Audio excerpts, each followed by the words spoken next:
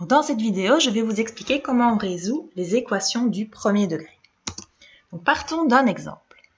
Une maman de 31 ans dit à sa fille Louise de 10 ans « Quand j'aurai le double de ton âge, je t'emmènerai aux États-Unis. » Dans combien d'années la mère et la fille traverseront-elles l'Atlantique?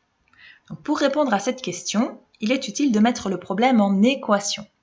Donc, pour ça, on remplace ce que l'on cherche, donc ce qu'on appelle l'inconnu, par une lettre. Et il se trouve que, depuis Descartes, on a pris l'habitude d'utiliser la lettre X pour désigner l'inconnu. Donc, soit X, le nombre d'années qui doivent s'écouler jusqu'au voyage.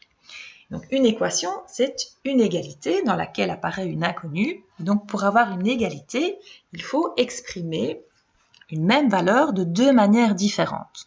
Donc, on nous dit dans l'énoncé que l'âge de la maman, dans un certain nombre d'années, ce sera le double de l'âge de sa fille. Donc, l'âge de la maman dans X années, ça vaut 31 plus X, mais c'est aussi le double de l'âge qu'aura sa fille dans X années, donc c'est égal à 2 fois 10 plus X. Donc, on a ici créé une équation du premier degré, puisque notre inconnue, X, elle apparaît avec 1 comme exposant, donc on sait que quand c'est 1 comme exposant, on ne l'écrit pas. Donc, X, c'est une puissance de premier degré. Il y a de nombreux problèmes dans différentes disciplines, donc soit en physique, en biologie, en économie, qui peuvent mener à une équation du premier degré, une équation du deuxième degré, ou même plus, ou même à un système de plusieurs équations à plusieurs inconnues. Et donc, l'objectif des mathématiques, entre autres, c'est de trouver des méthodes efficaces pour résoudre tout type d'équation. Alors, comment résout-on donc une équation du premier degré? Bien, pour résoudre une équation du premier degré, on va isoler l'inconnu, donc x, dans un membre de l'égalité. Donc, pour ce faire, on dispose de 3 principes d'équivalence d'égalité, qui sont les suivants. Donc, deux égalités, elles sont équivalentes si l'une est obtenue en permutant les deux membres de l'autre. Donc, l'égalité A égale B, elle est équivalente à l'égalité B égale A. Deuxième principe, c'est que deux égalités sont équivalentes si l'une est obtenue en ajoutant un même nombre aux deux membres de l'autre. Donc, l'égalité A égale B, elle est équivalente à l'égalité A plus C égale B plus C.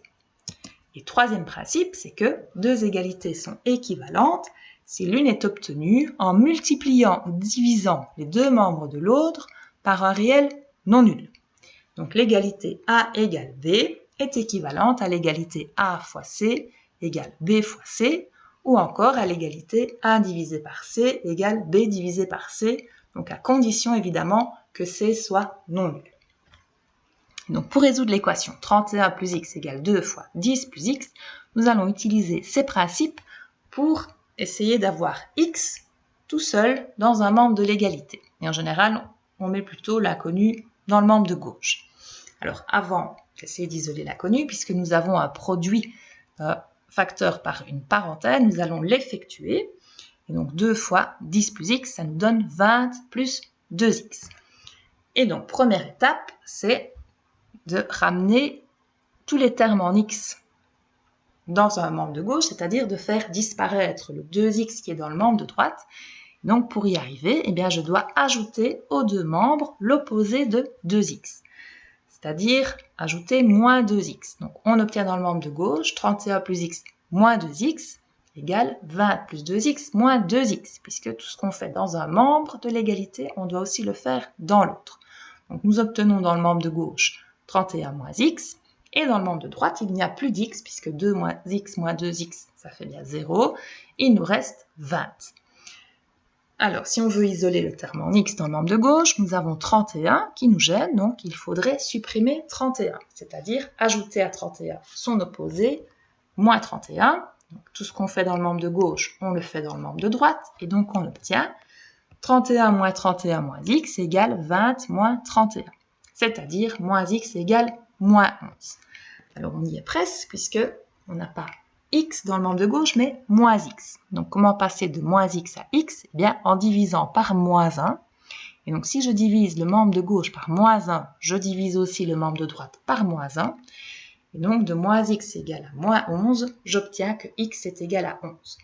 Et donc, l'ensemble solution de mon équation du premier degré, c'est 11. Donc, une équation du premier degré a toujours une seule solution.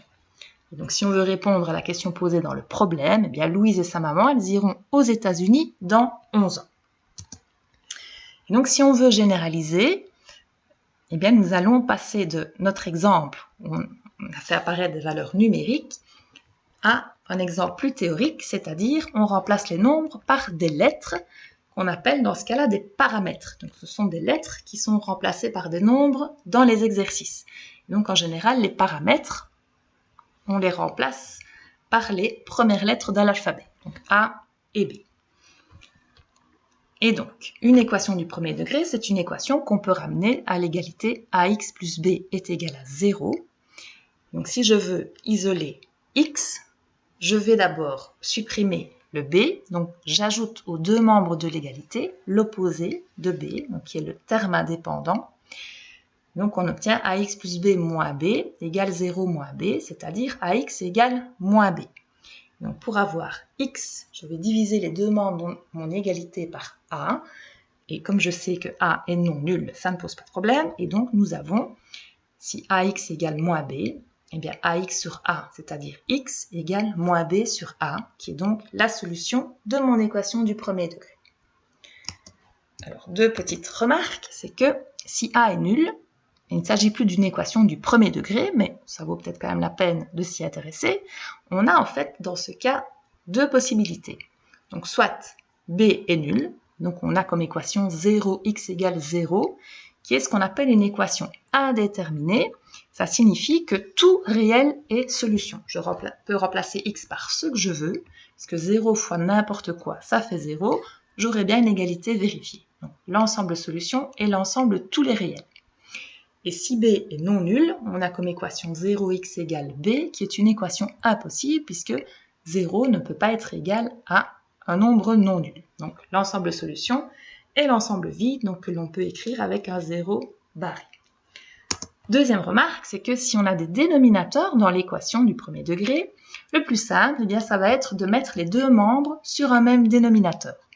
Et quand c'est fait, on peut alors supprimer les dénominateurs, puisque cela revient en fait à multiplier les deux membres de l'égalité par ce dénominateur que l'on va pouvoir supprimer. Donc prenons un exemple. 5 tiers moins x moins 1 sur 2 égale 3 fois x moins 2 sur 5. Donc nous avons trois dénominateurs, 3, 2 et 5. Il faut donc trouver un dénominateur commun. Et ça va être le PPCM des nombres 3, 2 et 5, c'est-à-dire 30. Et donc pour passer des tiers à des trentièmes, on multiplie par 10. Pour passer de demi à des trentièmes, il faudra multiplier par 15. Et le membre de droite, qui est donc sur 5 au dénominateur, il faudra multiplier par 6. Et donc, on multiplie chaque fois numérateur et dénominateur par un même nombre. Donc, on obtient 5 fois 10 sur 3 fois 10, moins x moins 1 fois 15 sur 2 fois 15 égale 3 fois x moins 2 fois 6 sur 5 fois 6. C'est-à-dire 50 sur 30 moins 15x moins 15, donc je distribue le 15 sur 30, égale 18x moins 36 sur 30, puisque quand on a un produit de 3 facteurs, on multiplie 2 des facteurs entre eux, et puis la réponse sur le troisième facteur. Donc 3 fois 6, 18, et puis 18 fois x, ça fait 18x, et 18 fois moins 2, ça fait moins 36. Donc comme nous avons obtenu le même dénominateur pour chaque terme, on va pouvoir le supprimer, c'est-à-dire en fait, on multiplie les deux membres de l'égalité par 30. Et donc on obtient 50 moins 15x plus 15, donc soyez attentifs quand il y a un moins devant une fraction, de bien distribuer le moins sur chacun des termes du numérateur. Donc moins fois moins 15, ça fait plus 15. Et dans le membre de droite, donc on a 18x moins 36. Donc si on effectue dans le membre de gauche les deux termes indépendants, 50 plus 15, ça fait 65. Et donc je voudrais bien faire apparaître un terme en x dans le membre de gauche.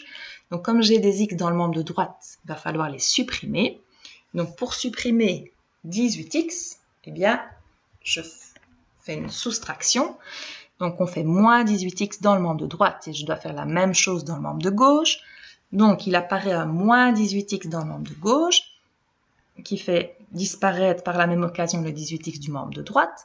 Et en même temps, si je veux faire disparaître le terme indépendant du membre de gauche, puisque j'ai plus 65, je dois faire moins 65, et donc je fais aussi moins 65 dans le membre de droite. Et donc, dans le membre de gauche, nous avons moins 33x égale moins 101. Donc, pour obtenir x, il faut que je divise par le coefficient du x. Donc, on divise les deux membres par moins 33. Parce que moins 33x divisé par moins 33, ça fait bien x. Et j'obtiens dans le membre de droite moins 101 divisé par moins 33, c'est-à-dire 101 33e, qui est donc la solution de mon équation. Voilà, donc à vous maintenant de vous exercer sur toutes sortes d'équations du premier degré.